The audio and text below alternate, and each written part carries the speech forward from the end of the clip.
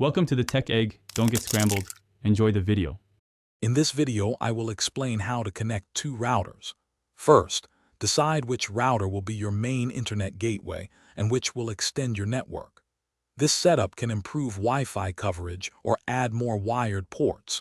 You'll typically connect the secondary router to the primary one using an Ethernet cable. We'll cover the essential steps to ensure a smooth and effective network expansion. This process is straightforward and can significantly enhance your home network. Once connected, access the secondary router's settings. You'll need to disable its DHCP server to prevent IP address conflicts on your network.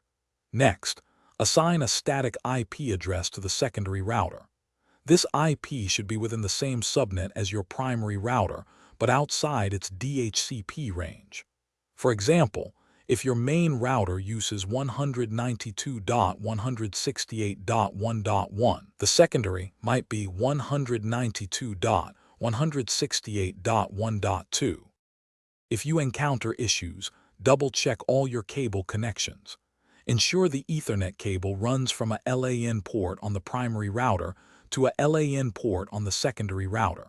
Sometimes, a simple reboot of both devices can resolve connectivity problems.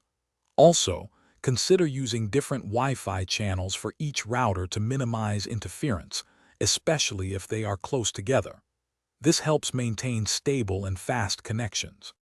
Connecting two routers effectively expands your network, eliminating Wi-Fi dead zones and providing more wired connections for devices like gaming consoles or smart TVs. This setup creates a more robust and versatile home network, ensuring stable internet access throughout your entire space. It's a great way to maximize your existing equipment. Check the description for a link to the Shark AI Ultra Robot Vacuum and other great deals to upgrade your home. Enjoy a seamless online experience. Thanks for watching. Consider subscribing if I helped unscramble your problems.